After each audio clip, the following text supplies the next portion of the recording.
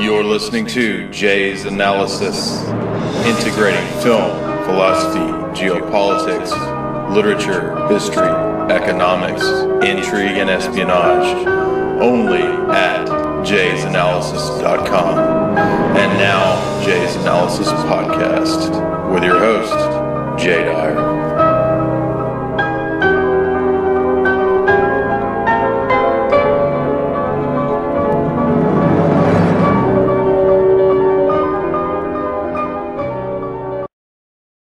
You're listening to Jay's Analysis. This time I have a special guest, Sophia Smallstorm, somebody who I've learned a lot from over the last couple of years, watching a lot of her videos, listening to her podcasts, and reading her site.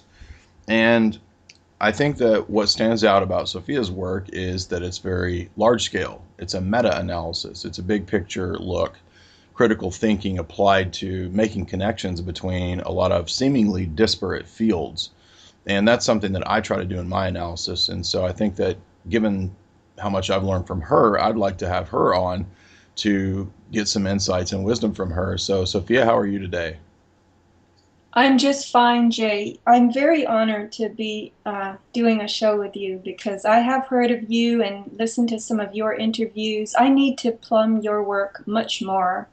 But we didn't cross paths until very recently, so it's very wonderful for me to meet you. Thank you. Absolutely. The first thing that stands out to me that I took away from when I first started looking at your work was, of course, things relating to geoengineering and Sandy Hook and the way that you tried to do a 3, 4, 5D analysis of Sandy Hook, which that really... Nobody does that. Everybody always talks about, this fact, this piece of evidence versus that fact, and is it real or is it not? And I like that you laid out that we are given our reality from 2D screens, right? 2D screens produce the overlay by which we're supposed to interpret our 3D reality. I thought that was a brilliant insight, and I think that this is applicable here because you are pulling from different areas and you're saying, okay, well, is there perhaps a connection between what we see with the history of the Manhattan Project and, say, the Atomic Energy Commission and these different underground projects? Might that have some connection to these other projects that deal with geoengineering, synthetic life, synthetic biology? And I think that they do, and I think you're correct to make that analysis. So maybe you could tell us a little bit about, you mentioned in your newest newsletter, how this kind of begins with radiation and something that seems on the surface that would seem toxic and not something, we don't want 3 eyes and 4 arms, right? Doesn't that? But actually, if you think about it, developing 3 eyes or 4 arms or whatever, 16 toes on your head, that actually would relate to genetic modification. So maybe you could tell us about how radiation is relevant to going down this rabbit hole of the deep underground bases. Well, you've asked me to make an extremely broad connection. Well, you're good at that. Well, I mean, you're throwing me like a curveball, but I will try. So, you can go into the history of radiation yourself. There are different levels of, let's say, effect on biological tissues. Mm-hmm. Radiation.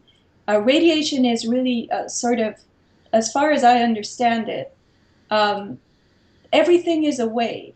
And we have light waves, we have sound waves, we have radio frequency waves that our ears can't hear, that carry sound and data that our eyes can't see. And so this wave spectrum is immense, but biological forms can only really acclimate to a very small portion of it.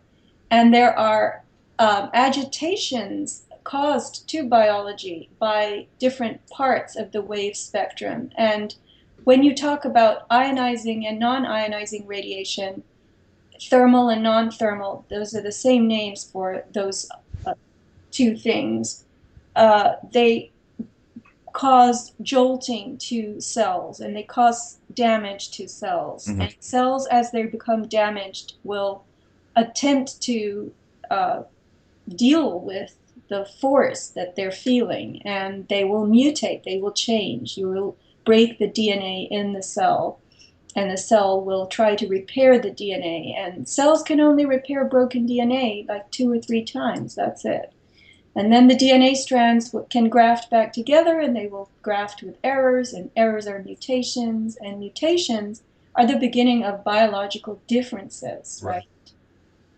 And in some ways, mutation is an adaptation response, Hmm. because the biology is going, all right, well, what do I need to do? Maybe I need to change. Maybe I need to be different in some way to be able to handle this.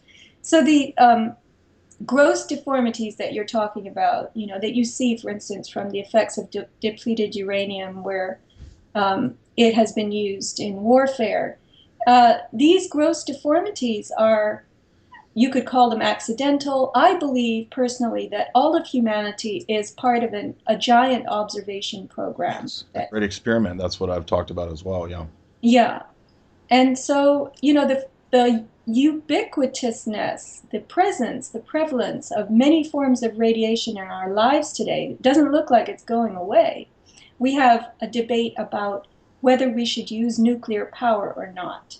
And we've got old leaky reactors hanging out on the Earth's surface, in different parts of the country that are causing an outcry by activists. And most normal people don't even care that San Onofre radiation plant, or Indian Point nuclear plant, rather. Why am I calling them radiation plants? But they're giving off radiation to the surrounding communities. Most people, they don't even care because they're not educated, they're not aware, and we're pretty much all expecting to end up with cancer. It's so much part of the conversation today in terms of health. But I believe that we're also bathed in wireless radiation, which is Yes. becoming more prevalent than it ever, ever, ever was. So we're living in an environment that is full of potential for biological damage. And everyone asks, well, the elites, the people who are doing this, it's going to happen to them too, isn't it? And I used to say, yes, it is, and they don't mind because they evidently want to be integrated with some artificial life. Yes, this was a great point that you brought out. I think in one of your talks where you were dealing with that objection that, well, how would this work if they're all going to be blasted with the same radiation? I think you were making the point that that's precisely the point, right? In other words, there needs to be a generation or two that are blasted with this kind of toxic frequency to kind of what I've talked about often force what it force evolution to occur in their perspective. So in other words, if you can force the adaptation, test what happens, look and try to analyze what happens, then you can perhaps make a technology out of the adaptation so that in other words, so that you know the pattern of how to adapt in the future. So in other words, if our generation or the next generation or two or three are subjected to this, then you watch the way that the body reacts in order to create the technology by which you can no longer be damaged by all of these frequencies. Because for the nanotech to work, you need to be able to receive right all of these frequencies without getting cancer that leads to death. Right. Right. And what I'd like to point out here is piezoelectricity. Mm-hmm. I learned this purely by accident from a guy who was very well educated in electrical engineering many years ago. He called it the piezoelectric effect. But the body uses crystals, and it has its own capacity to generate and utilize voltage. And the piezoelectric effect is a reciprocal phenomenon in that when you apply voltage to a crystal, um, it yields a frequency. And when you apply a frequency to a crystal, it results in producing voltage or current. So many, many materials in the body experience and utilize piezoelectricity. This is wireless energy, Right. wireless electricity, and it involves the presence of crystalline forms. And when we study nanotech embedding in the body, whether by consent or not, the Morgellons people are making huge numbers of crystals in their bodies. There is a definite effort to integrate and place within human tissue and human cellular structures these crystalline materials that are artificial. And people are actually exuding them. I received pictures today from somebody of a whole new bunch of crystals and quartzes with nano dots on them that come directly out of um, nanotechnology industry. So why are people's bodies making these things? And you suggested that they're observing the way the body responds so they can tweak and alter the technology. But the fact is they're embedding the technology into people's tissues and flesh. And they're integrating um, crystalline materials to enlarge the scope of piezoelectricity within biological forms, which makes them more frequency responsive. Right. That's why we live in a world of so many frequencies now, getting worse and worse. Yeah, and so the point is to create a synthetic overlay. In other words, to basically this entire world is intended to be a cocoon, which is what you kind of talked about recently in some interviews, so that we can hatch the, I guess, hybrid forms or the synthetic forms. Now that sounds crazy, but the problem is, or the thing about things that sound crazy is that, for example, if you read Huxley's Brave New World, he says in the book that the entire world of Brave New World is a giant test lab. It's a giant scientific test tube. It's a lab where every different section of the globe that's underneath these 10 socialist world dictators, they're basically a big lab experiment. And on top of that, Mustafa Mond in the book, there's a reason I'm saying this. It's relevant to the conversation. Mustafa Mond says, we actually give everyone a false science. We give them this dumbed down pseudoscience. He says, and actually, there's a deeper metaphysical science that's at work that we work on in secret. And so I've talked a lot about hidden metaphysics, or there's a kind of I guess, just basically the idea of suppressed science, which is somewhat speculative, but there's a basis for thinking this. Now, can I get really weird with you, Sophia? Yeah. I grew up in the 80s. I was a kid of the 80s, and I grew up watching the cartoon show G.I. Joe, as I'm sure most boys of my age did.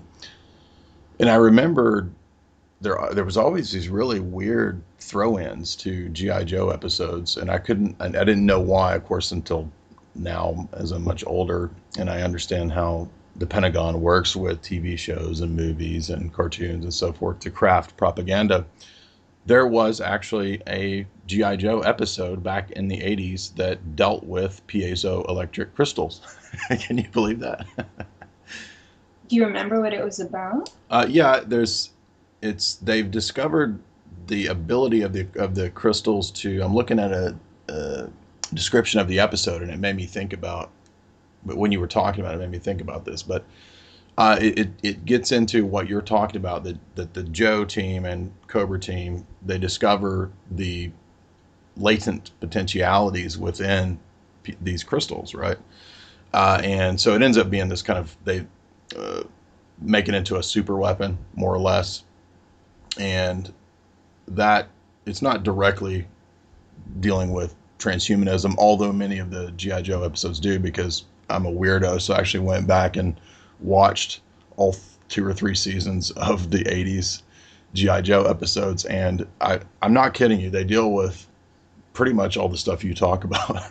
so Cobra actually creates synthoids, or they create these synthetic versions of humans to replace actual humans, and they're basically run by wireless technology. Cobra also is engaged in weather modification and geoengineering, mind control, MK Ultra. All these things are literally mentioned in the show, and you wonder why that would be. Well, I actually went and did some research on the people that put together this show, and there are 2 or 3 guys. One of them's name is Friedman, off the top of my head, but he actually works with Princeton and the Pentagon, and so it's a direct link to, I believe it was Princeton University.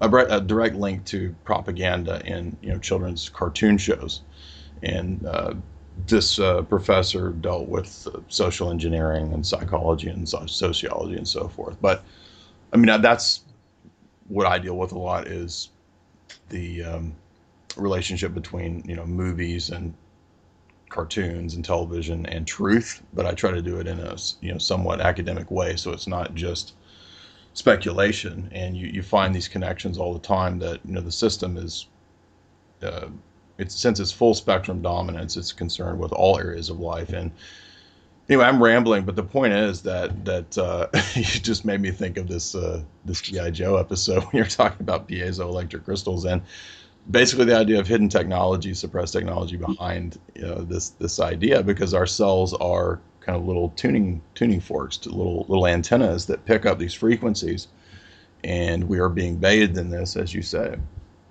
Right, and that was for children. Can you believe that? And if you study, the subconscious, and throw that into the mix, then these children are getting very potent education that they're absorbing without understanding it. I mean, but really, if that's what those GI Joe shows were about, it's amazing to It me. is. I've not seen. I mean, I studied this. I did my master's work on the subject of propaganda in fiction, and I've not found any show that had as much crazy stuff in it as the '80s GI Joe cartoon. Believe it or not.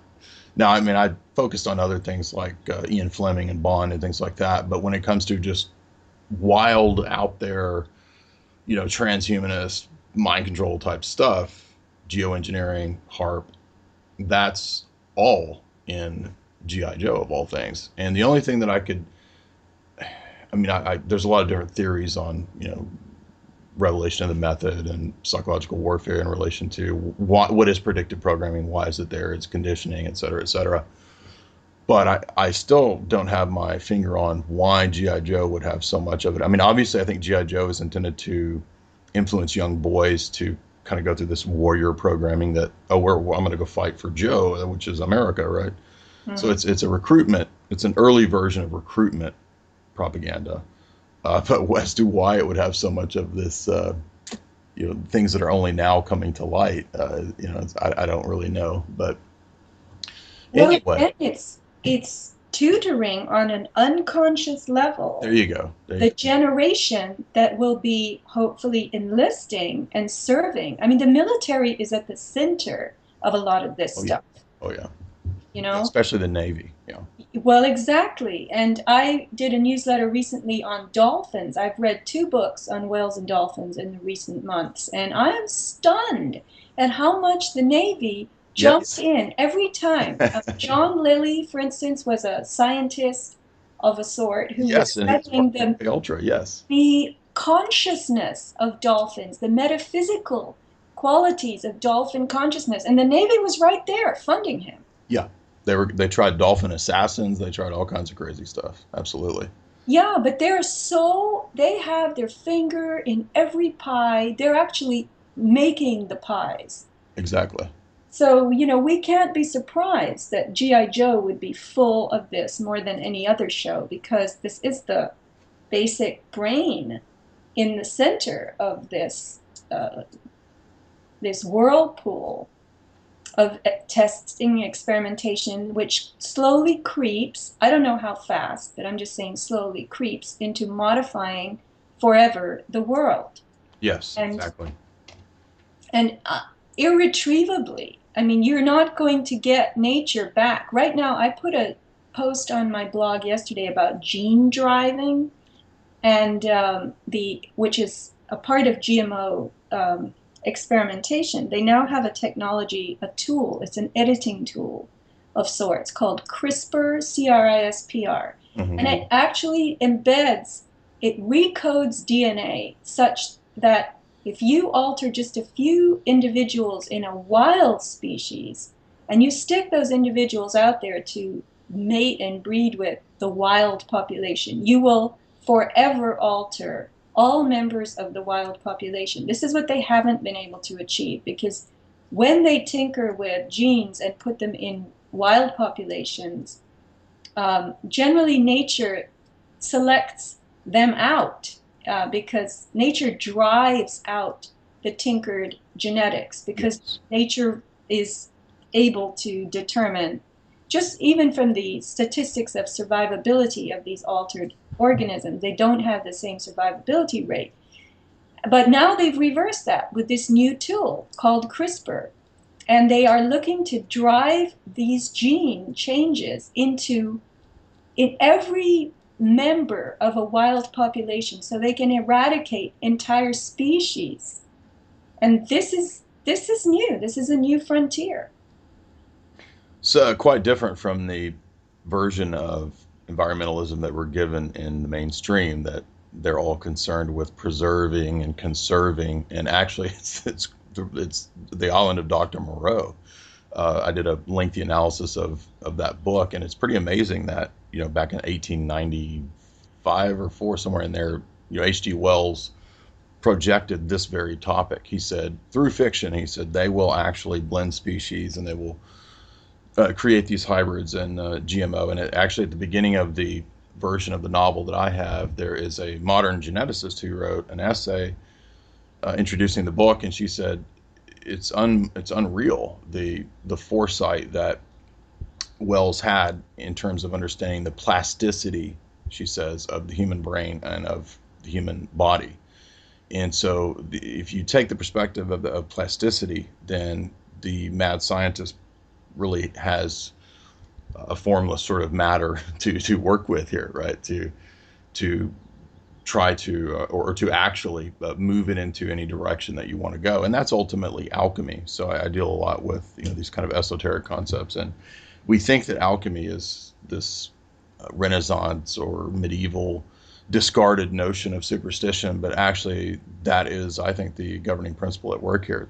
Because the great work, so-called, of the alchemists is to perfect the unperfected, imperfect creation, and that's exactly what you're talking about. You're talking about, oh, we need to get away from the existing nature and move into something perfect, something that um, doesn't die, that continues in permanence, and the only way to do that is through tech. Right. We will determine what we want to play with next. And if our toy fails, we're going to make a better toy that doesn't fail and that takes over what is natural.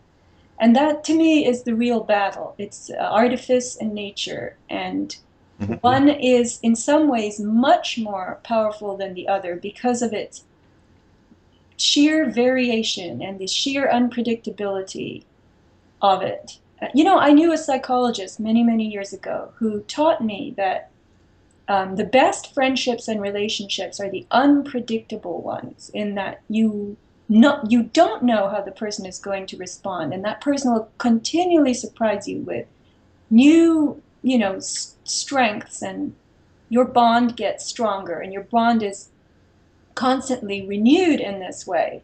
And the worst relationships are the predictable ones, where you always know what the other person is going to do, and it's never going to be good. Mhm. So what they're trying to do is, I'm making an analogy here, they're trying to take the unpredictability, the, wondrousness of natural variability and capsize it into this very predictable, linear uh, field that's Uniformity and monotony. Yeah. circumscribed, yeah, and very limited and licensed also. So we're looking at a future that's going to be increasingly paid for by us to have anything. Trees in our yard, we'll have to license them from Monsanto. How many? We have 12 varieties of trees that are available in your part of the world. So you pick two, you can have two. And if you want a third one, it's this much more and you have to pay yearly.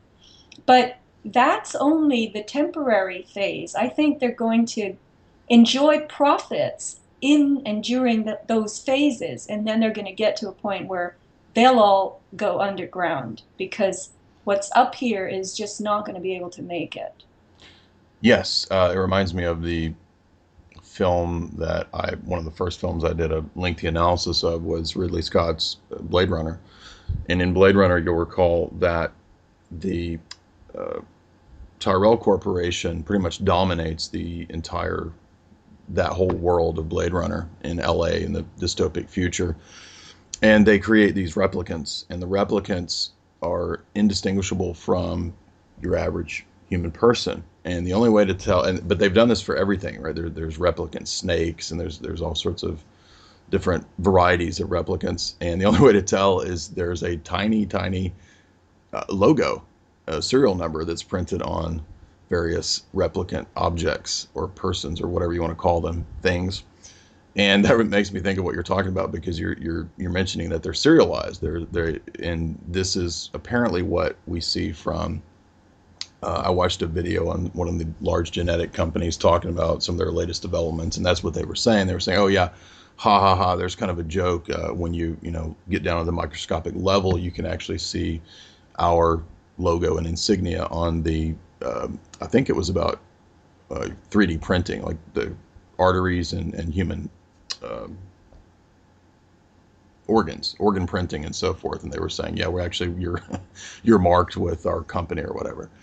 If I recall what I was looking at, was a year or so ago. But that ties into exactly to what you're saying, because you were posing the thesis, which kind of also reminds me of Invasion of the Body Snatchers. And I noticed you did have an article on that where you talked about how whatever that we're seeing with Morgellons, which there have actually been several mainstream news articles about Morgellons, for skeptics out there. Whatever we're seeing about with what this is, what it is, this is loosely pretty close to what's in Invasion of the Body Snatchers, because you have this sort of fungus that grows, and it then creates the cocoon. The body becomes a cocoon for this other person, Right. The body, synthoid or whatever. yeah, the body begins to be taken over, and technologies are, I mean, the body itself becomes, in a way, a 3D printer Yes. that's spewing out things with logos on them. Mm-hmm. Really, that's come out of Morgellons people. These little bits, little quartz pieces, circuit boards, all kinds of things that look like they're batteries that are piezo responsive. And many, or let's just say some of these objects that are small in size, they need to have a microscope on them to really determine what they are and what's inscribed in them, which is very, very minuscule. But they're logos and letters and things like that. So, anyway, there are certain people being used to generate materials of many, many kinds. I know of one person whose body is extruding grasshopper type things with eyes that jump across the room, and twigs and bark and leaves, and I mean lots of different things from the clearly that belong in the biological world that humans should not be able to um, produce in some cavity in their bodies. Now, And it doesn't get in there by, just the wind blew and a twig blew into my giant Morgellons lesion deep down and got stuck. if that sounds strange or far fetched, you can find mainstream treatments of the kind of diseases where, for example, people's skin turns to bark, or people develop scales. Now, so what I'm saying is that if that's real, then it's not too far fetched to think that whatever the genetic mutation is in the virus, or if viruses are real, or the bacteria, whatever it is that causes that's happening at the DNA level, if you could tweak that, then conceivably you could cause synthetic life forms. Because, like you point out with dying objects, right? Like when something is decaying or decomposing, that is giving birth to new life forms. And Yeah, so, the by trophic extension, chain. The trophic chain. yes, yes. Yeah. But in the body, I believe there's an artificial intelligence in Morgellons people that's operating independently of them, and somehow is using them parasitically um, to harness their, I don't know, to harness them as hosts to the production of um, extra species materials. Hmm.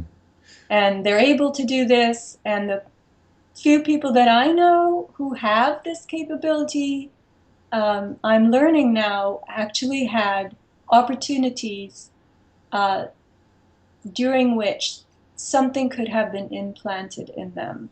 Visits to naval dispensaries Hmm. on a regular basis that, were out of their control, surgeries and whatnot, and strange incisions made in places where the surgery was not supposed to be going on. And something could have been implanted on the level of the 3D manufacturing that years later starts to produce forms that, this poor person never should have been, never signed up for.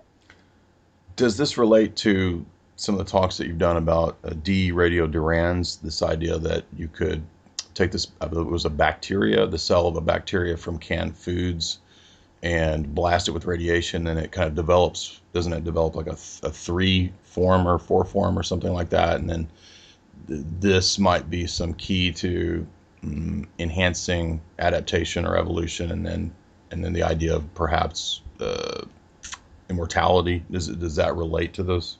Well, the de-radiodurans experiment was initiated by accident, supposedly. Canned food was irradiated, ostensibly to sterilize it, and it was discovered that this radiated material, food, had the presence of a new bacterial form in it that wasn't dying from the radiation. In fact, it was thriving. And so Deinococcus radiodurans was the name they gave to this bacterial form because, and they discovered that it didn't have the strand DNA that other bacteria had. It had a toroidal, a ring Oh of yeah, yeah. DNA. I remember you saying that. So the ring, because it's attached to itself, has more durability than the strand. The strand, I guess, is a weaker form um, than the ring for various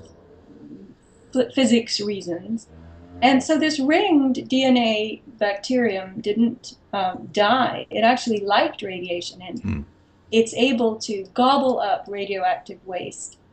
And I don't know, there are people. There is a guy that I wrote another newsletter on, and why his name has to escape me right now. It'll come to me in a second. But he was working at around nuclear reactors, and he was taking a drink out of the coolant, uh, the water every day. And he used to swim in the coolant tank, and he would give lectures, and he would chomp on a little piece of uranium during the lecture and show that it didn't affect him at all. So he was one of the very few people who has managed or had managed to develop this, was inured to the effects of ionizing radiation.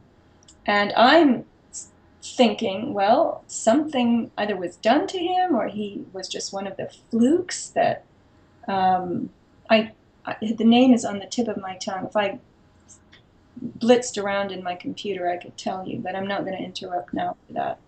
I'll think of it eventually. So yeah, I mean, they're looking for ways to harden life, to make it used to radiation.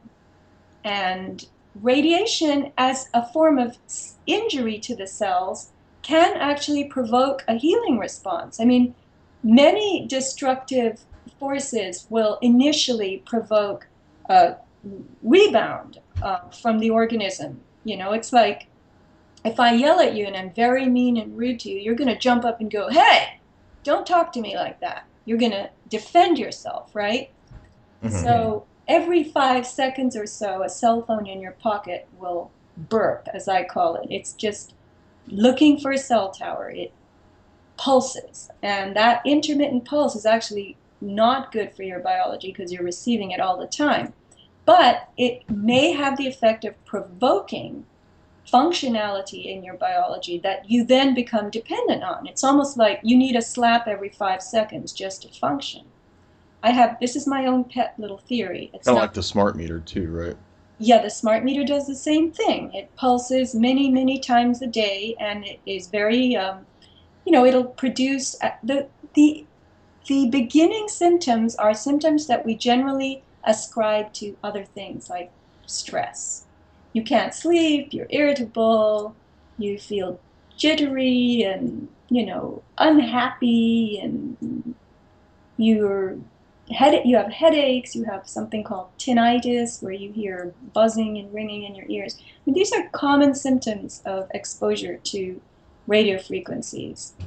Ionizing radiation, like Hiroshima, Nagasaki, uh, Fukushima, nuclear tests and all, that's worse in that it cooks the tissue, it heats the tissue. So the damage is much more immediate and drastic. But over time, the effects of non-ionizing radiation, which is the radiation of cell phones and cell towers, is very destructive and will sterilize in terms of reproduction and cause brain cancers and Mm-hmm. um, sinus cancers, adenoid cancers. I mean, all kinds of um, issues in the glands and tissues that are exposed to the blasts. Same principle behind why we don't stand inside of a microwave or near a microwave or a TSA body scanner. So it's the same basic principle. Right, but the enjoyment of the cellular technology is far greater than that of, I mean, people don't run to the airport to scan themselves and they don't put their head in the microwave. Well, the TSA agents do because they're you can get a naked body printout. So Well, I guess that's true. But anyway, so people really now depend on their world of 2D information. yes. They're hitched to it, they're leashed to it. They prefer to say hello to each other from their phones. I saw two little teenagers sitting yesterday next to each other, and they both had their phones in their hand, and they must have texted hello to each other because they looked at their phones and smiled at each other and smiled, and they said hello. So the phone was now part of the communication in direct time. That's what blows me away. That people are not happy or content or interested in communicating the old-fashioned way, which was through the eyes and ears and presence and heart. They want to do it with the phone too now. This gets into the progress of technology through secret tech and through suppressed tech and naval tech and so forth that, believe it or not, ties into what is commonly known as MK Ultra, which was actually dozens of programs with different sub projects, ostensibly shut down in the 70s through the investigation of the House Committee on whatever, and then but that was all baloney because it became MK Search and was moved to Fort Detrick, where it was placed under biowarfare. And that makes sense because it was, of course, dealing with LSD and things like that, chemical warfare. But as we were discussing before the talk, John Marks's book concludes on the CIA and the search for the Manchurian Candidate, I believe is the title of it. Mind Control, CIA and the search for Manchurian Candidate. Anyway, I did some talks on that book, and he concludes his book with a discussion of implants, microchips, RF technology, EMF technology, VF technology, or VLF technology, excuse me, which he argues is still part of this overarching MK Ultra. Now, what you've talked about in a lot of your discussions is Manhattan Project and Salk and vaccines, inoculations, also roughly part of MK Ultra under Atomic Energy Commission, under Department of Energy. And so, in other words, we tend to think of these things as discrete, as different, as, oh, there's this program over there, and there, oh, there's that crazy thing over there, and there's tunnels over here, and transhumanism over there. But no, actually, this is all under the same aegis, I think you're correct, of this overarching long-scale Manhattan Project of altering the biosphere. And I'm just giving credence to what you say. That there's a lot of points to back that up, that thesis up. Yeah, I would say that radiation has the potential and capability of altering organisms from within, from their very DNA. And, it's hard to affect that from the outside. You can only do so much on the outside to alter, but the interior, the very code of life, will be what it is. I can give you any number of cosmetic surgeries and make you look totally different, but if you ever conceive a baby, it's going to have your same imprint, basically. I haven't changed that by doing plastic surgery. So the interest in getting to the very fundament root of the life code was a big deal. And they've managed to do that now. And they've kept pressing and pressing and pressing. And this came about through the medical division of the Manhattan Project, which never closed down after the Second World War, as Mm, we were told the bomb building division did. right. The medical division went on to spawn all kinds of research centers and cancer centers, cancer treatment centers, the Salk Institute, the UC, University of California chain, all kinds of big universities that people are so proud to enroll their children in, our Manhattan Project offshoots, Yes. to say nothing of defense labs and all of that.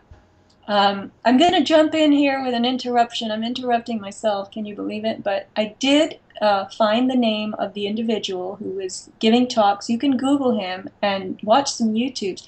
Galen Windsor, Winsor. Galen Windsor worked, I wonder if he worked in Hanford. I can't remember which Manhattan Project um, facility he was at, but watch some Galen Windsor YouTubes. You'll be absolutely shocked. So that's the guy who could eat the uranium and took a bath in the coolant tank and Mm, whatnot.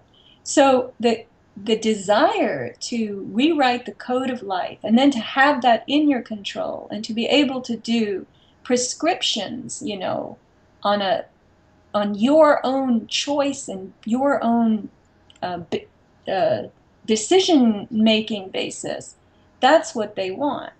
And they're very interested in pushing the pushing the Earth experience to that point where mhm. it will all be controllable, and they will be sequestered away. Yes. This is what I was touching on when I learned all about the tunnels Let's get and to that. the Yeah.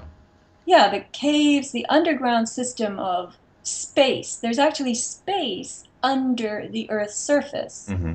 And you can jump in now because you come from that part of the country where there's innumerable caves and caverns and rivers and lakes.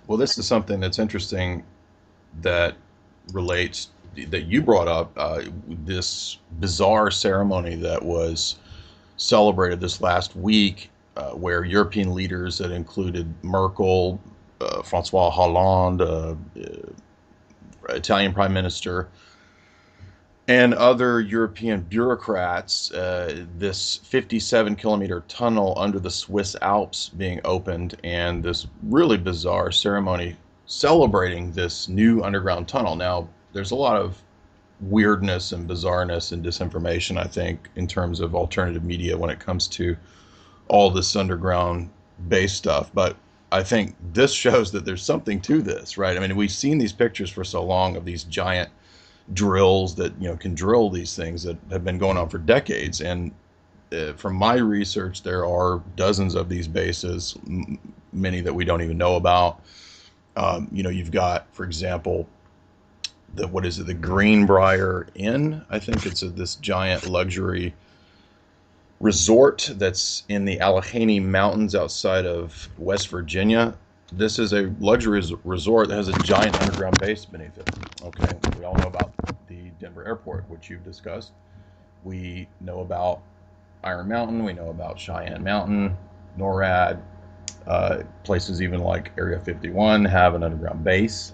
Now, so what is the point of all this? Well, I believe the list goes on and on. You start to see this pattern. Oh, wait a minute. Buckingham Palace has a giant underground facility beneath it. Washington, D.C., according to James Bamford and his Puzzle Palace, his book on the NSA has a giant facility underneath it.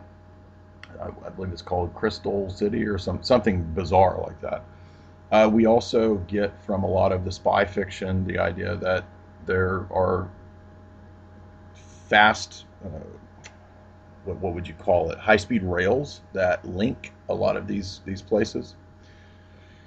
There's the um, giant underground cave network, which is the largest in the world, which is known as the Mammoth Cave Network. That it's called Cumberland Piedmont Network, and this connects Tennessee, Kentucky, North Carolina, West Virginia, Virginia, Georgia, and Alabama. There are caves that link all of these states under. There's a giant world underneath uh, uh, our terra firma, right? And the point here being is that so why what how is this relevant to what we're discussing? Well, back to Sophia's work on Manhattan Project, this was largely centered in Tennessee. Of course, there were facilities in different places, but Oak Ridge, Tennessee, and Clinton, Tennessee, housed the bomb building facility. And the TVA, which was created by FDR, the openly communist socialist president, who, by the way, worked directly for the bankers, according to Carol Quigley in Tragedy and Hope, they engaged in these large scale public projects under the guise of solving the Depression, which was engineered by the bankers, of course, to the public works projects would give people jobs, right? And so if I'm from this Tennessee, Kentucky area, and there's a Tennessee River that was turned into a giant lake, this giant lake produced the Kentucky Dam, and this would give energy to actually build the nuke facilities. And so there's another town very close in Kentucky called Paducah. Paducah has the gaseous diffusion nuke plant, which was supposedly shut down a few years ago because of contamination. Now, have spent a lot of time in Paducah. You drive past this facility, you see the big reactors. It's very, very prominent. You can't miss it. And a lot of people in this city have gotten sick, and there have been lawsuits. It's public mainstream news. You can read about the Paducah gaseous diffusion plant lawsuits that because the plant leaked and it got into the lake, and everybody's been sick. These were dismissed because the plant was under the aegis of Lockheed Martin and some sort of prevention act. So you can't really take these entities to court because they're basically the shadow government itself, right? So anyway, long story short, what I heard you describing about the Cumberland Gap was excellent because it ties into this because that Cumberland Gap facility is part of the Cumberland Piedmont Cave Network and Mammoth Cave Network, right? So most people don't know this, right? That there's this giant underground cave network. There's countless, who knows how many underground bases just in North America. And this is a big, big, big part of the shadow government, deep state, whatever. And it is, I think, a breakaway civilization. There's no other explanation for it. Right. It's not just a place to store documents. They gloss over these facilities as data centers, and but we need to have storage underground for. You just sent me a video on Iron Mountain. You have to save Elvis Presley's recordings and Marilyn Monroe's pictures, and I mean any number of world treasures that are susceptible to atmospheric degradation. So the fact is that this enormous world under our feet doesn't belong to us. You need very high, big, you know, machines, high level industry and industrial technological drills and bits and borers and whatnot to get into it and to make anything of it. And we don't have the capability to do that, but they do. And the amount of space that I'm learning about and the connectivity through underground lakes and rivers and the installation of rail systems. You can actually look at the grants that supposedly funded these tunnel projects and find all kinds of enormous quantities of money that don't show up in what you're actually going to see when you go through the tunnel as a Joe public, you know? So, and the workers who've been working on, for instance, the Cumberland Tunnel, the locals who worked on it said, no, it's just full of caverns and passages and doors and levels, different levels, and um, there's a there's something secret that happened there that took so long and so much money to make. And I got the sense that the Manhattan Project was driven underground. The nuclear manufacturing and production capabilities Hmm. have been actually moved underground. And this, um, I was tipped off by someone who lives in that Kentucky tri-state area, Tennessee, Virginia, Kentucky, who was reporting on her blog on the Cumberland Tunnel. And her blog is everybodyhatescharlie.com. And when I received communications from her and she explained that, for instance, there were, I found out through my own research, 17 nuclear reactor plants that the Tennessee Valley Authority decided to embark on after the Arab oil embargo, and only 5 were completed. So 12 were nixed. And yet, in the case of one of them, the Phipps Bend plant, 50 miles from Cumberland Gap, Hmm. they actually delivered reactors. And there was all kinds of preparation. Everybody saw this. They saw them rolling in. It was all over the papers. There's a YouTube, which you can link in your show description. And you can see the things rolling into town. And then right after the reactors arrived, the Tennessee Valley Authority decided to abandon the entire project, the Phipps Bend nuclear plant. And guess what? The reactors never left. Hmm. So where did they go? There were 2 large spec buildings that were constructed directly after the Phipps Bend plant was canceled. And these buildings were 50,000 square feet each. They were in industrial parks. They were built on spec, supposedly to attract commercial, enterprises to rent space, but they were never rented and they sat there. And my um, source says that she believes the reactors went into those huge 50,000 square foot buildings, and from there they were actually plunged underground into this network of rivers and caves and transported wherever. And that gave me this little like electric light bulb thing going off where I said it to myself, hey, if there's a world down there, and if so many of these power plants based on nuclear power were never finished, maybe those nuclear reactors have been taken underground to supply power to this underworld, this sanctuary that they're building. Right. You know, Yeah, it could possibly. I'm just throwing out ideas here.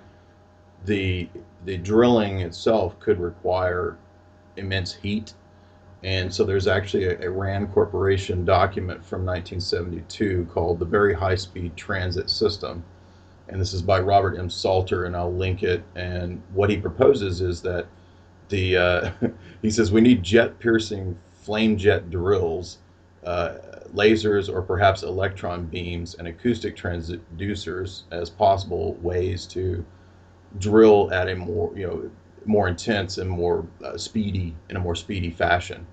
And then he also talks about the energy source for a rock melting drill, dubbed the subterranean, is either electrical or nuclear. So it could be that some of the drills are actually nuclear uh, powered. And but the reason this is relevant is because this document, it's only 20 pages, it is a high speed underground tunnel network proposal by the RAND Corporation back in 1972. So it has a map as well. So here you have even RAND, which is one of the biggest think tanks in the world, proposing this thesis that you're talking about. yeah. I mean, I just literally fell into this idea. It was just my mind going bit, bit, bit. What does it add up to? Mm-hmm. And you're exactly right. They could be powering their expansion and their connection and their refinement of this underground space.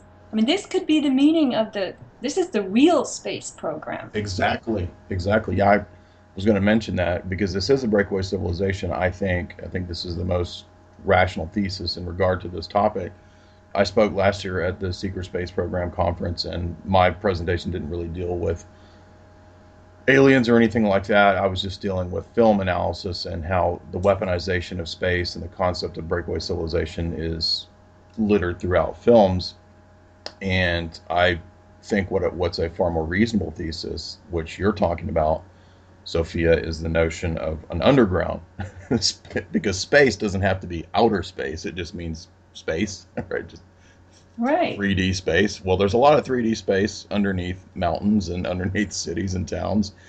You can actually watch. There's Discovery Channel type shows, History Channel type shows, where there was a whole series of underground cities, underground networks. It came out a couple of years ago. A lot of them are on YouTube, and most of the large metropolitan areas have underground cities, underground bases. LA does, London does, places in Turkey do. They're everywhere. Now, the idea of the Rand Corporation is to link all these through a giant high-speed transit, ultra high speed, by the way. So they're proposing 1,000 mile per hour, high-tech railway systems that could, take Henry Kissinger from L.A. to New York, I guess, depending upon what time Bohemian Grove starts, right? But so yeah, I'm not saying that, well, the nukes aren't also perhaps an energy source. They are, for the cities and whatnot. But I would say too that they're probably doing a lot of the testing that you're talking about. Like a lot of this really advanced and suppressed technology would be most conceivably done underground because it couldn't be seen. Right. I mean, the ground penetrating radar only goes down a certain number of feet. Right. And the ingress and egress, the portals. I'm proposing that these tunnels are actually portals into this underworld, along with the airports and the various palaces and whatnot that we're told have underground areas. And that's very minimized and glossed over. It's It a is. People would say, oh yeah, well, Buckingham Palace, of course they need vaults underground. I mean, the Twin Towers had that, Mhm. right? Right. So whatever this is for, to me, makes much more sense that it's for I call it the sanctuary. It's for when the earth itself is so degenerated and degraded, and the life forms are in a melee of maybe even competition for adaptation, which is going to be drastic. The deconstruction of natural forms is on its way already, but it'll get to a point where um, there won't be any going back. There won't be any natural selection that favors Mm. the dominance of the original. So when it's that chaotic up here, I think these people are going to retreat to their sanctuary. And I think I mean, it's just me. I could be totally wrong, but the top people, who are at the top of the pyramid of the world, have their spots already carved out for them. They're guaranteed places. But this whole idea of psychopaths that, people have thrown around for years, that, oh, we have psychopaths who are in charge of our corporations, and Mm.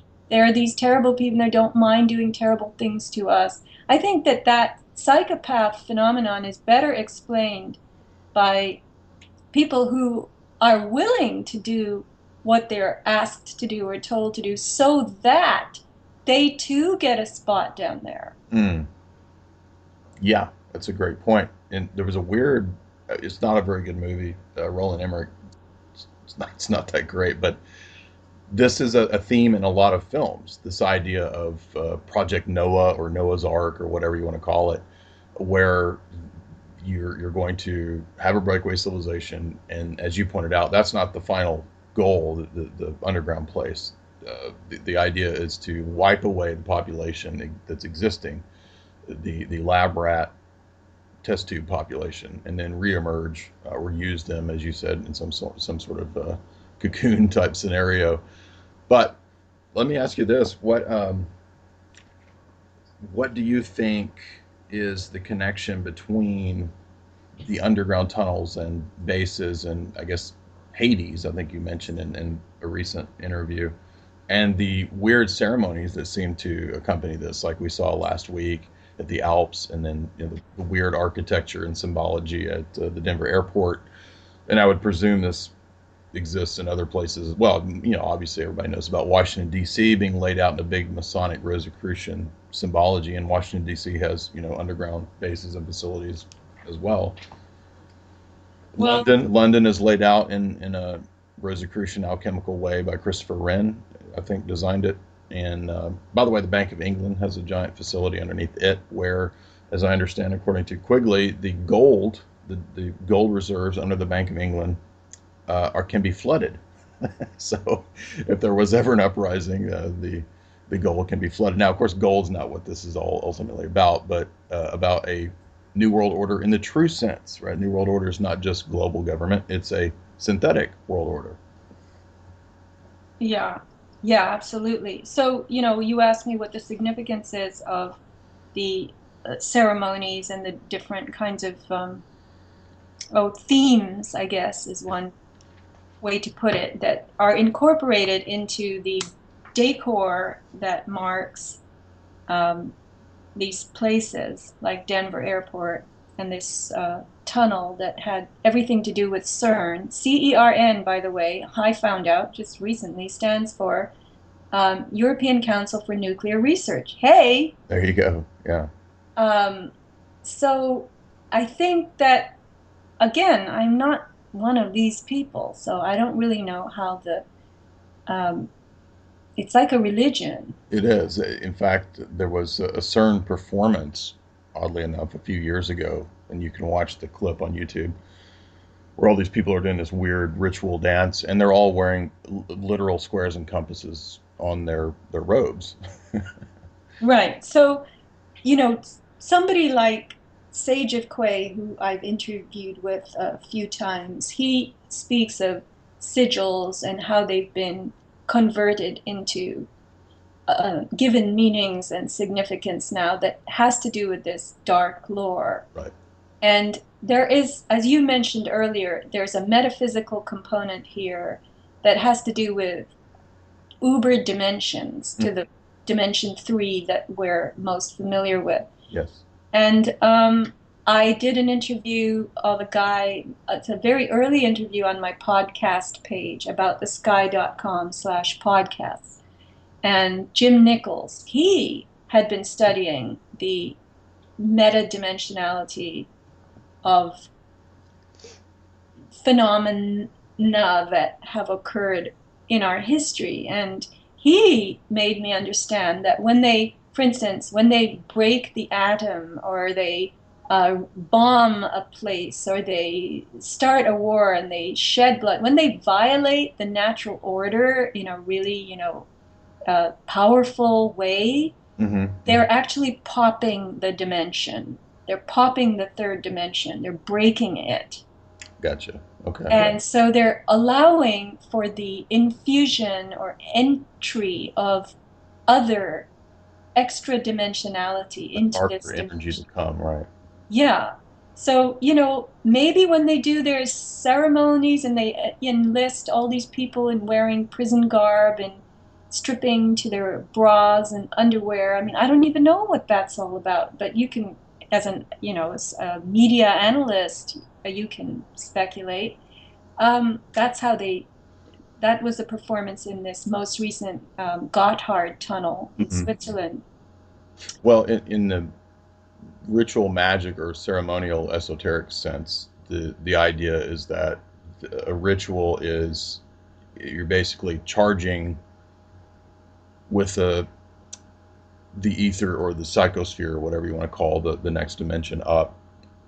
You're charging that with the desire and intention that you have, and so you're sending your thought form, you might want to call it. And this, when a group of people or a large group of people do this, the belief is that it charges it even more. And so that compounded energy on that metaphysical level of psychosphere is the best term I can think of.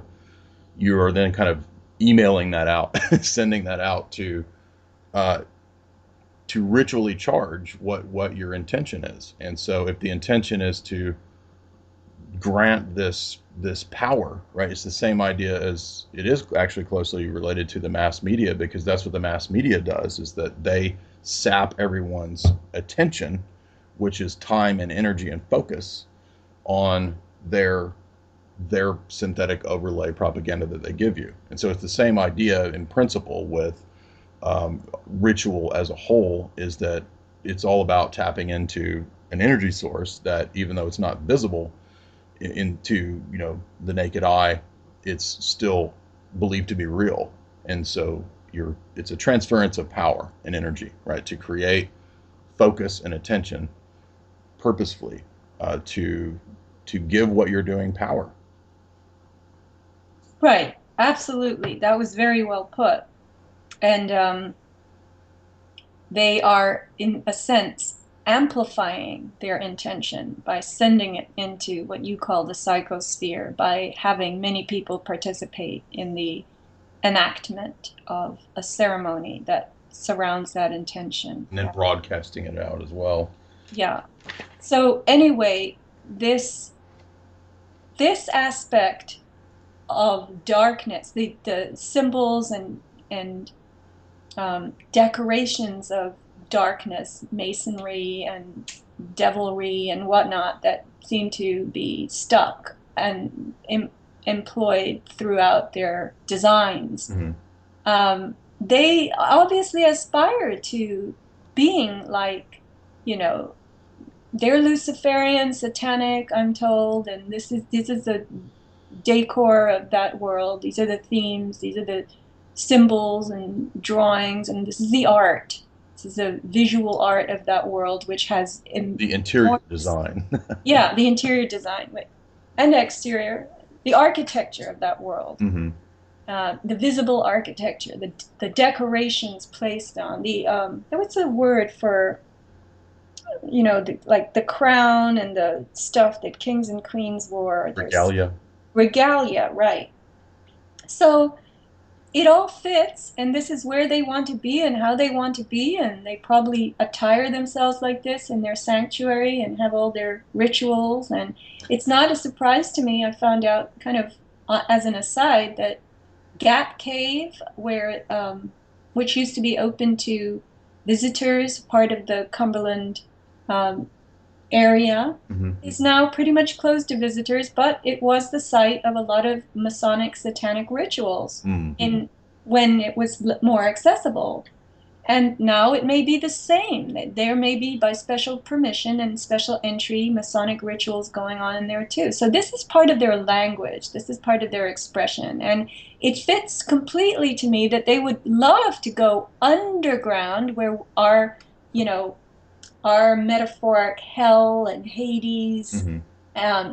that's all underground. So of course they want to live underground, because Okay. that's where this is supposedly in our biblical lore. Hell is underground.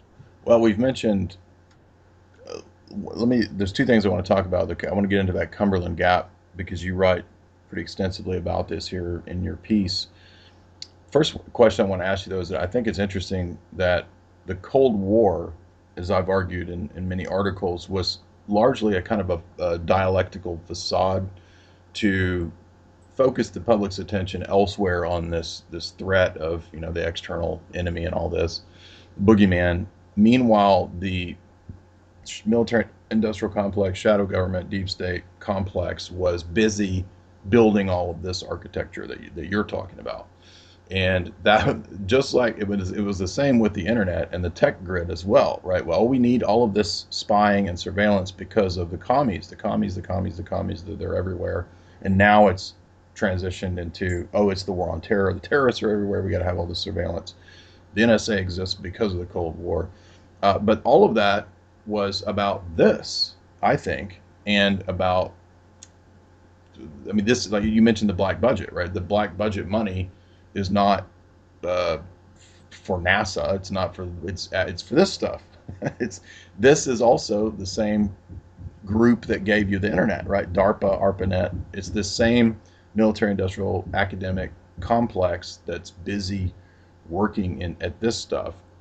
And so I was just curious about your opinion on that. Do you believe that the Cold War was kind of a facade? Because I deal a lot with espionage and spy fiction and all of that, and how much a lot of that's propaganda. Do you think that was the cover for doing this in the background?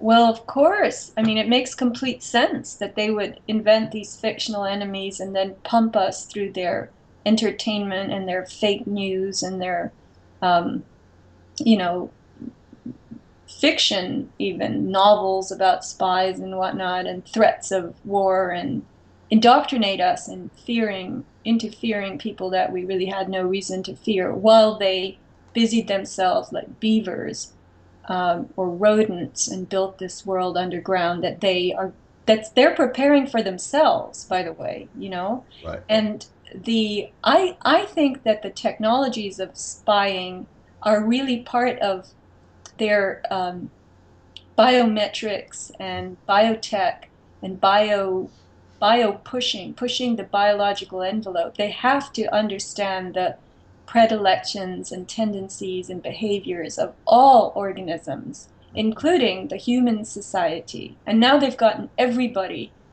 posting every single thing on Facebook and Instagram, where they have the chance to look at it and review it and analyze it and collate the data, right? People go to eat somewhere and they take a picture of the plate of food they just ordered. And this is complete revealing of every personal thing. Right. Yeah, I wrote an interesting, what I thought was interesting article about why they might be doing that, and I was looking at a lot of the AI stuff and the idea behind quantum computing, supercomputing, and just my thesis. I don't want to get too off topic, but I was proposing that if you want to mimic the human person and human psychology, which is the goal of AI, and I don't think that it'll literally be, I don't think a big supercomputer is going to be quote conscious, because I don't know exactly if you can really define consciousness or lay it out in some sort of algorithm. I don't think that makes much sense, but I think they can mimic it very close. And one of the things that's difficult to mimic is volition or choice. And so a lot of times our choices throughout the day kind of spring from our subconscious. And the problem with writing an algorithm for something that's mimicking that is that there's no room for randomness or variability. So what you need is some way, some matrix or web or means by which you could have a synthetic subconscious, right? So you could have an algorithm that kind of functions like consciousness, that's alert, but spontaneous action on the part of humans seems to spring from things that will kind of pop out of our subconscious into our conscious mind. So I think my thesis, and I had some actual computer guys who came to me and said, "Oh, you're actually right," because I've read a lot on Platonism, and Platonism has this basic concept at work in it where there's this kind of anima mundi, right, soul of the world, and then you have the forms. And I won't bore you with a bunch of philosophy, but long story short, that the big data center and all of this metadata, mass data, and collecting everybody's food, pictures, and their thoughts, and all this stuff that's uploaded every day, that will function as a kind of synthetic subconscious that the AI could potentially, at least, I don't know how, I have no idea how advanced this is. I'm just speculating based on what I think the philosophy is. And if you listen to Ray Kurzweil talk about the philosophy behind this, he'll say it's pretty much Platonic, Platonism, and so forth. Right. So the AI could function to have from the web a kind of synthetic subconscious. Now, anyway, that's way off topic. I don't want No, to. it's I may good. be going nuts here, but that's kind of what I was thinking was at work with all this mass data collection. Absolutely. You are very, very brilliant. I think that's right on.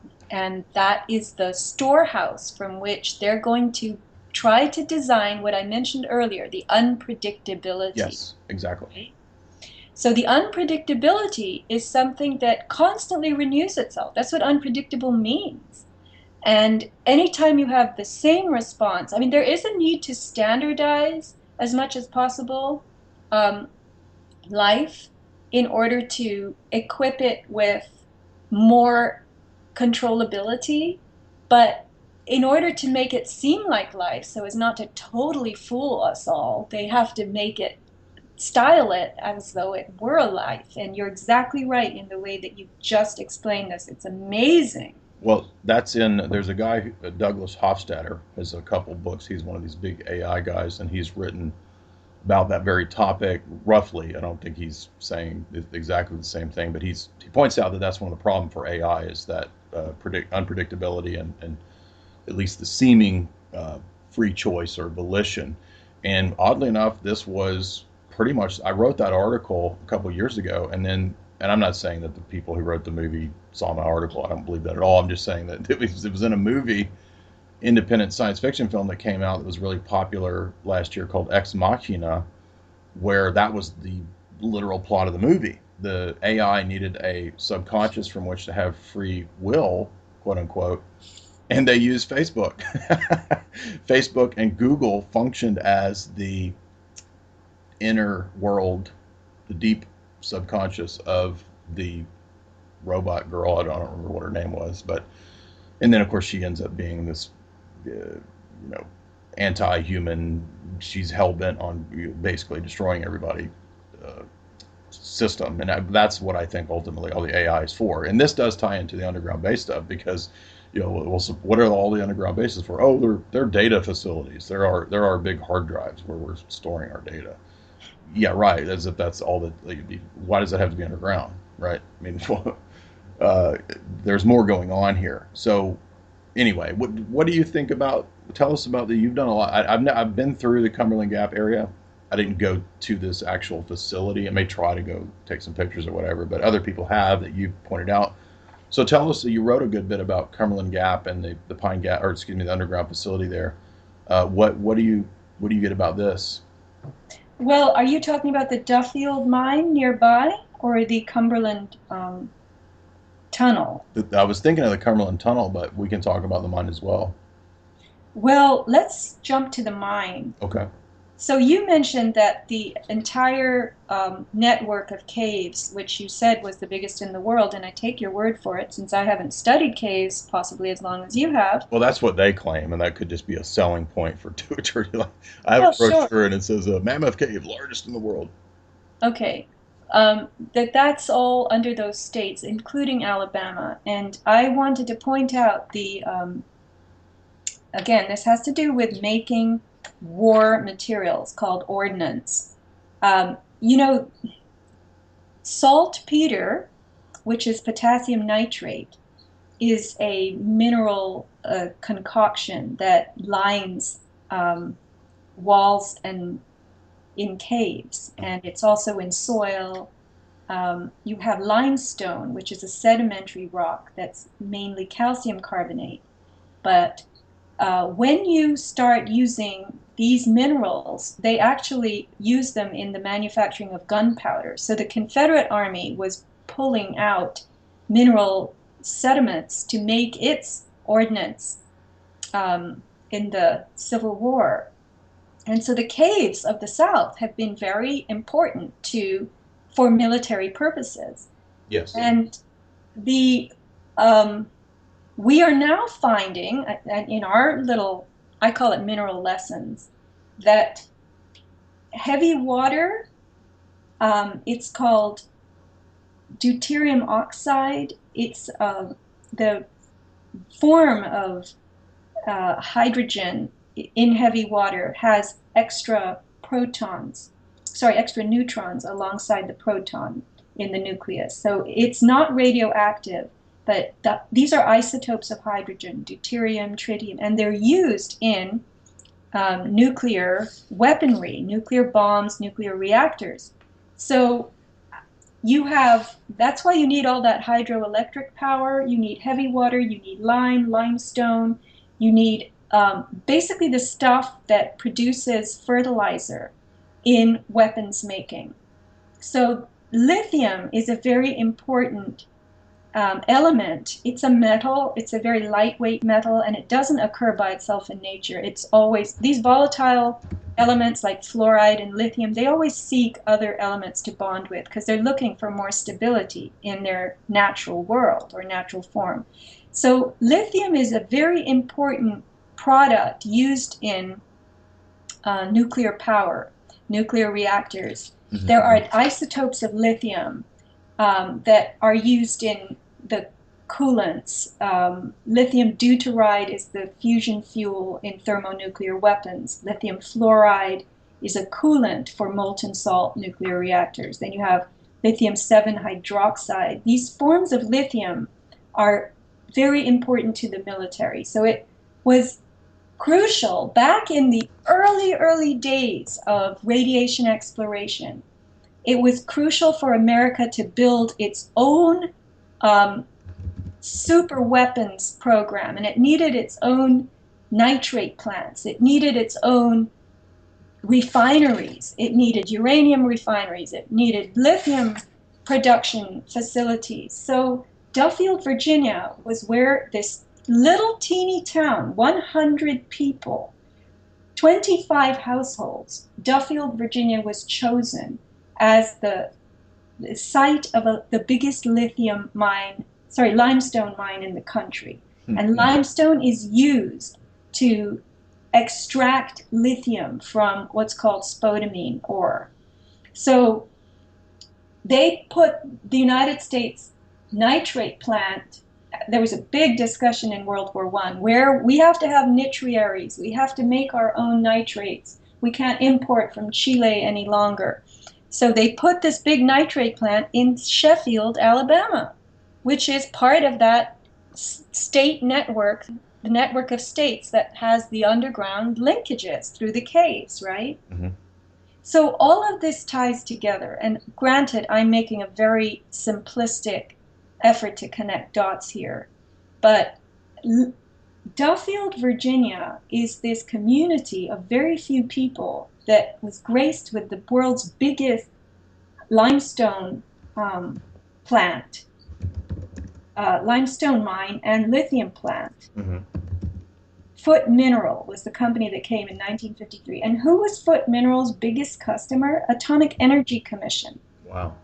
And what's happening to all the people who live in Duffield now? For decades, they had all this crap coming out of the smokestacks and just settling on all of their fields and houses and yards, and they all ending up exactly like the fluoride workers in the Manhattan Project and the people who lived around fluoride plants, Hmm. uranium refineries, the DuPont fluoride plants. Oh, yes. Yeah, it's the same. Okay. And Yeah. they use the same materials in these refining operations. They use fluoride to pull lithium and then to make lithium fluoride, I guess. This is another isotope that is used in liquid fluoride nuclear reactors. So with the need to have so many reactors going underground, they would naturally need all the coolant materials and everything else. So there's a huge industry that they don't tell us anything about. And they have the mines above ground.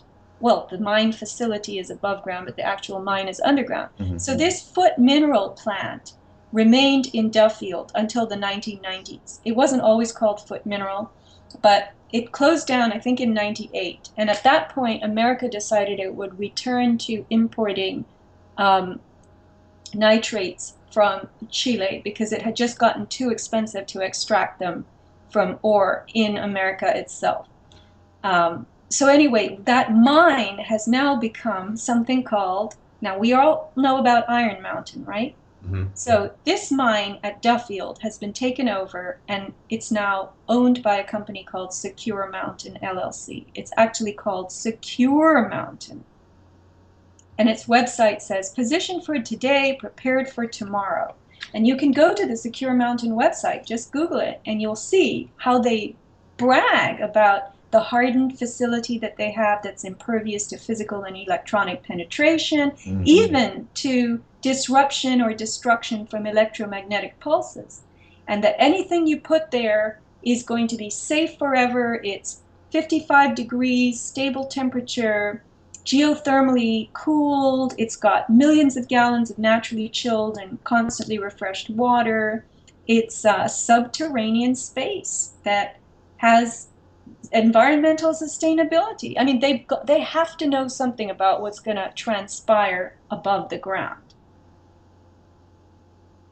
Makes me think of Eileen Walsam's book Plutonium Files, because she argues in there that the what you're saying is all connected, because the DuPonts then took this off gas, or the not the off gas, the whatever's left over from these projects, and that's what goes into the water supply, right? Uh, Basically, poisoning us dysgenics right through our water supply, straight from DuPont, and that's because of the Manhattan Project. So even the chemicals that are left over, right, are that are used for the toxicity purposes of dysgenics. And so what do you think is going on with this facility in regards to these to lithium, excuse me? Well, there is no more lithium being made there, but the facility itself has been turned, I think, into another portal Oh, for this okay. underground world. I mean, they got a huge grant from the Economic Revitalization Grant from Scott County Development Authority to build this Secure Mountain data center. I'll put Oh, quotes I around see. that. Okay. And they said, look, once we have a data center, we can have all kinds of jobs, people will work there, but it's already finished and only two people work there. Mm-hmm. So, they get funding through these grants for these surface reasons that they give us, which allows us to tolerate the presence and the disruption and the creation of whatever the hell they're making. And then it's not what they tell us it is. And it never gets used, just like those spec buildings in Phipps Bend Industrial Park. They were actually used as ways to push reactors underground, very Uh, possibly. So this mine, Secure Mountain, which is a data storage center, isn't. It's another portal for their underworld. I see. I see. So that's a cover, basically. It's a cover. And listen, underground, it doesn't matter to these people how much they toxify the water supplies on the earth. Hmm. The rivers and the streams and whatever, this is all secondary water. I was alerted to the presence of primary water underground, which is Oh, self-generating fresh water. Water is continually making itself, and that's what they get to have. have you, by chance, read the Frank Herbert novel Dune? No, you are so much better read than I am, so much. So don't embarrass me by asking me have I No, read it's, this. I didn't mean to. I just And makes me so think of that, because now Frank Herbert was a kind of, well, he's classed in this school of philosophy that's kind of called traditionalism or perennialism. And what's interesting about him is that he took a lot of geopolitics and secret ideas and technology and put them into his, it's what is one of the more well known science fiction novels called Dune. And in Dune, what you just mentioned is there is this planet called Arrakis, which is a desert planet. um, Roughly it's representing Earth, or uh, the Middle East, perhaps.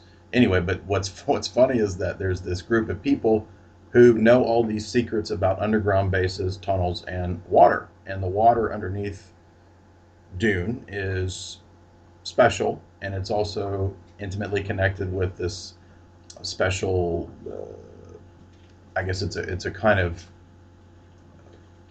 drug, but it's also a kind of vitamin, I guess you could say. It's called the spice in the novel, and it kind of represents the drug trade and all that. But it also has a positive aspect to it, to where the in the storyline there's an empire, and the empire wants to control the spice trade, and they are basically defeated because this other people group and their messiah understand this special water that's underneath the ground that's able to basically remake the planet. So it involves terraforming, and it involves, believe it or not, geoengineering. Geoengineering is a huge part of the novel's narrative. And it's fascinating to me that Frank Herbert included all of that back in his 60s novel. But it's exactly what you're talking about.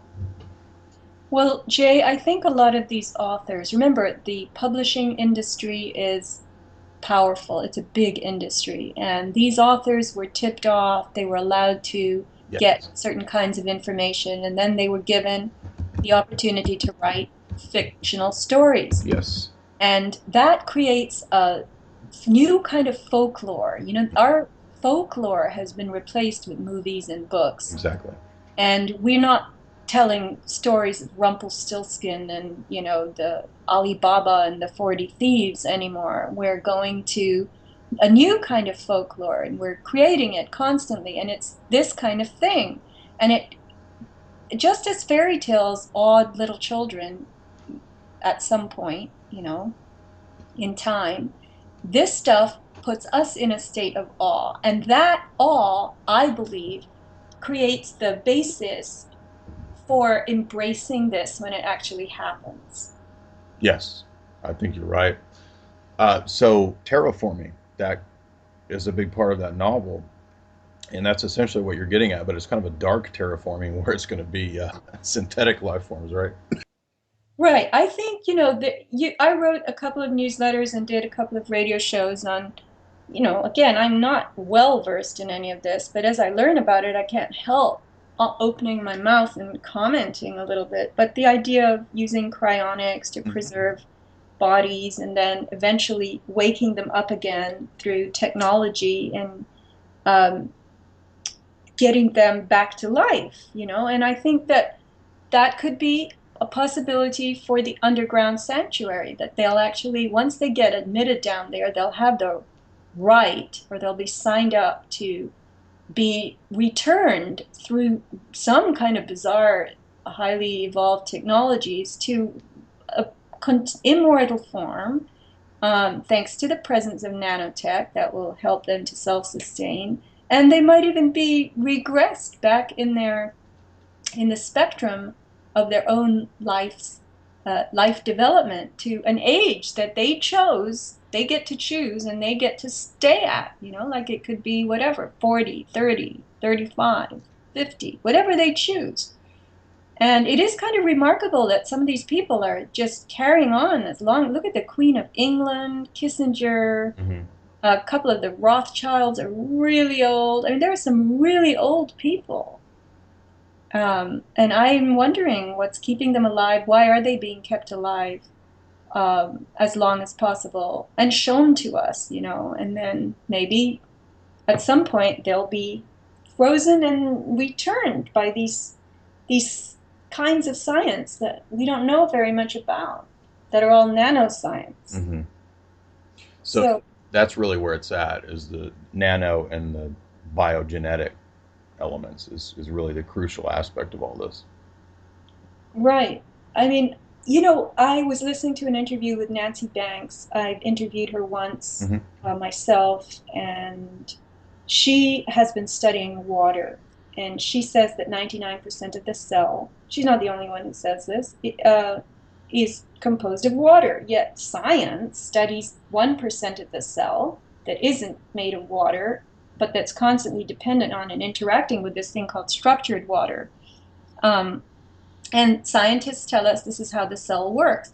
Well, water is what most of this sphere, this entity that we're living on and in, Mm-hmm. is made of. And water is magical. Water conducts the electricity of life. Yes. So to me, what that primary water that exists under the ground, that is the beginning of all water, this secondary water cycle, evaporation and rain and floods and this and that we bicker about, water rights, that'll be a big part of Agenda 21, but that's all the secondary water. Mm. Primary water You're apparently not allowed to dig wells like that are 1,000 feet deep because the government owns that water. Yes. That's Yeah, right. primary water well. Yeah, saw some of that because last week I was in Hot Springs, and there's these baths that the mobsters used to go to, and you can go sit in the there. It's actually really neat, really rejuvenating and relaxing. You can go sit in these baths that it's springs, that spring up from far underneath the ground. And yeah, so a lot of those have been shut down. There's only a couple that are left, and one of the buildings has been there, I think, for 100 years. It's where the Indians used to go and get in the baths and so forth. And this is actually Rockefeller land. So Right. yeah, And that's Rockefellers why own I'm a lot. bringing it up, Yeah. because that water could be the secret Mm. to life. Interesting. Wow. And we can't even get at it anymore. So they get to have it because it's all underground. That's where it makes itself. But there could be all kinds of research going on that has to do with that water That and water, its absolutely. Yeah. life-giving properties.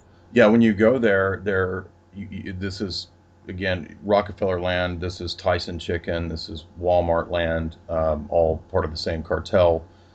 You There's caves everywhere. We were driving through, and it's, oh, come visit this cave, come visit that cave, right? And they advertise, how all this water is just straight out of the middle of the earth. And so it's just coming up, bubbling up out of the middle of the earth. And much of this area, as you pointed out, is now government owned. There you go. So, um, well, we've been going on pretty strong here. I could talk to you all day because you're a well of information. You're a deep Arkansas bath of information that just keeps welling up, Sophia, and you're mineral rich. So thank you. Well, you're very kind, Jay. I'm very happy to have met you, and maybe we can do some collaborative thinking and brainstorming. But yeah, I've enjoyed this. I think this is one of the more fascinating shows that I've been treated to doing. It's one of my favorites for sure. A couple more questions before we close out. You mentioned, I know that this is kind of played out, everybody knows about the Denver airport, but did you come across any details or ideas of what you think that might be related to, or is it just another one of these same type of patterns of programming or programs? I honestly don't know that much about Denver. I did a show with Sean Turnbull recently, and he seems to know a lot more about the Denver airport. And he cited a few facts related to the Denver airport that blew me away. Overruns, the overruns in the budget are Mhm. like $2 billion. Is that what he said? Something enormous. That's overruns. That's not the budget. And another thing he said that really kind of made me listen was that the trucks that carry the dirt out, Mm-hmm. excavation dirt, the dirt that's being excavated, they've never stopped. Hmm. They've never stopped arriving with new dirt. Interesting. So, yeah. Well, And let me mention something because yeah. it's just popped into my overactive mind.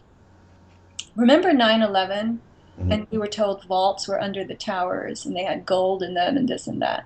Okay, so the trucks that came to ground zero with dirt never seemed to stop either. Why did they need so much dirt? I mean, we were told that they needed to cover up ground zero because there was all of this, um, you know, Judy Wood had a term for it, and other people.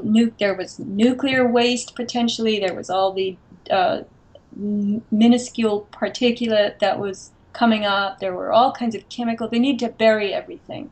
But I'm proposing that that was a place they actually closed for whatever reason. Hmm. That was one of their ingress locations that they deemed had to be closed. And maybe that's why all that fill dirt came in.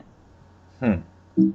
I don't know. I just thought of this because that's one thing that was mentioned is how much trucking there was of fill dirt to that area. Maybe that one had to be shut. Yeah. Okay. Interesting.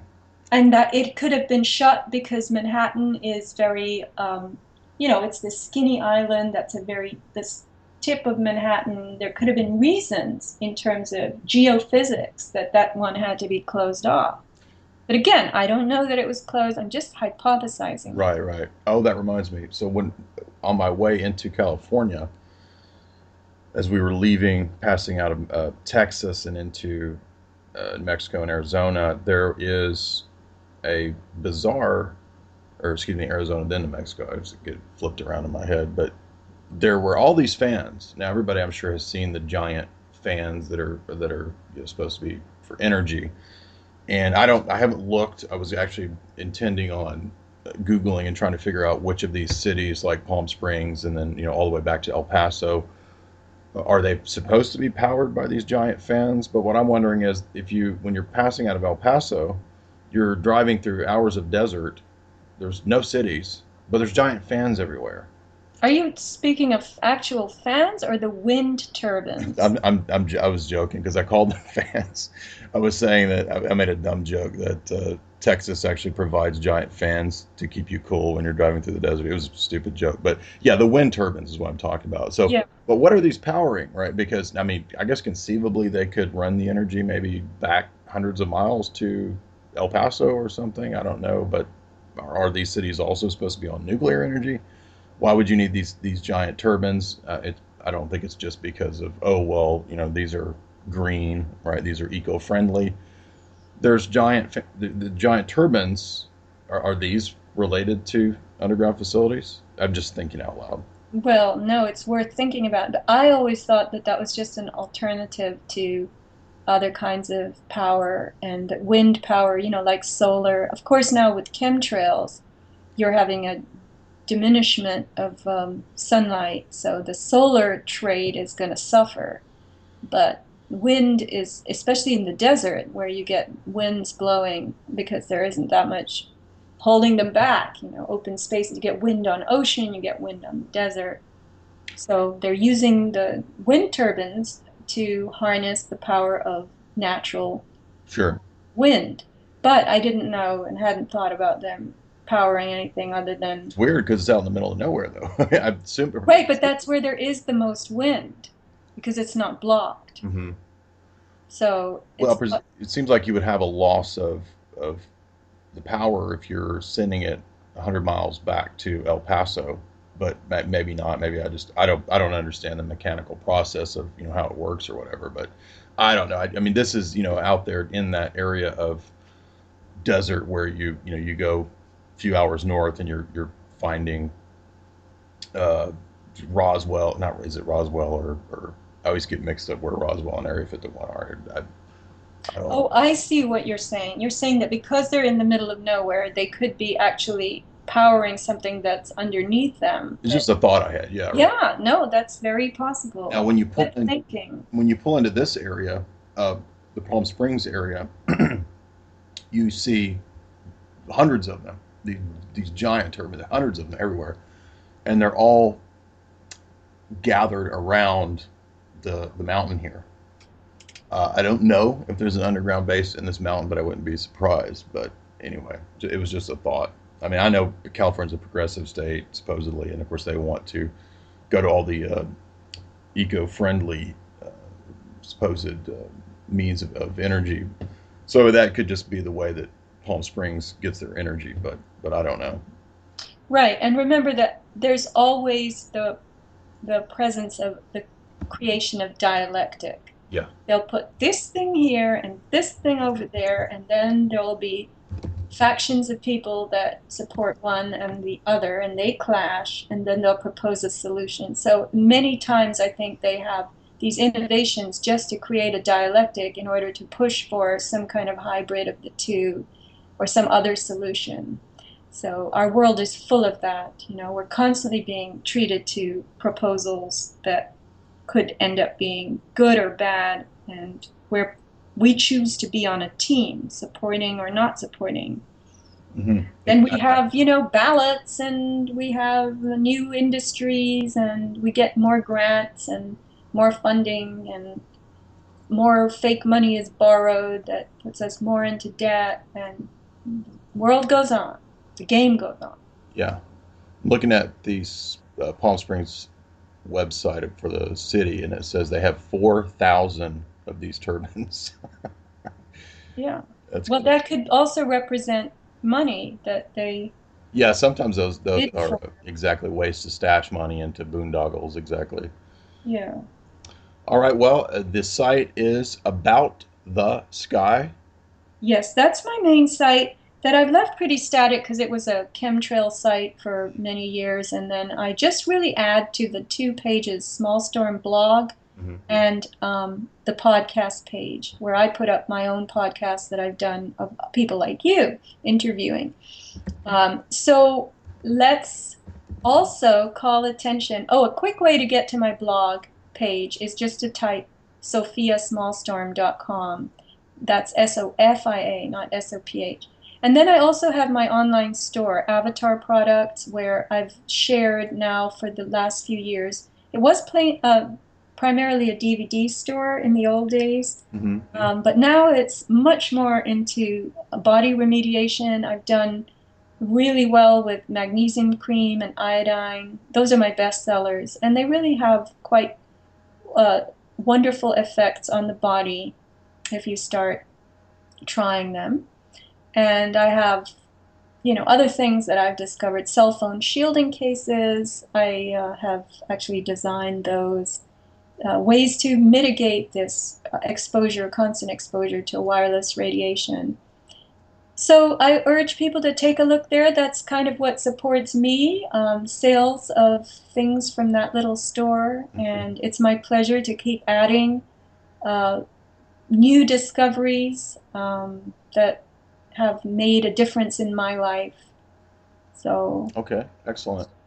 Uh, I will quickly add that definitely check out all of her her videos that you can find and purchase her stuff if you can to help support her work because you will definitely learn quite a bit. I've been a bit groggy. I was up late, but so I'm kind of out of it. But this has been an amazing interview.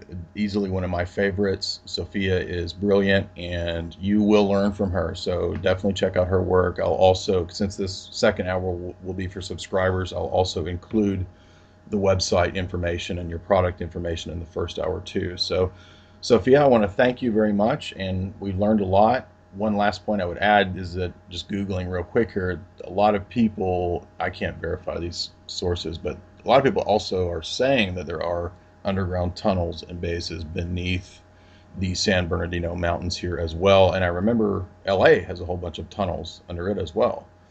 That came out in the news when True Detective season 2 came out because the elites in the film narrative were using underground bases or underground tunnels underneath LA.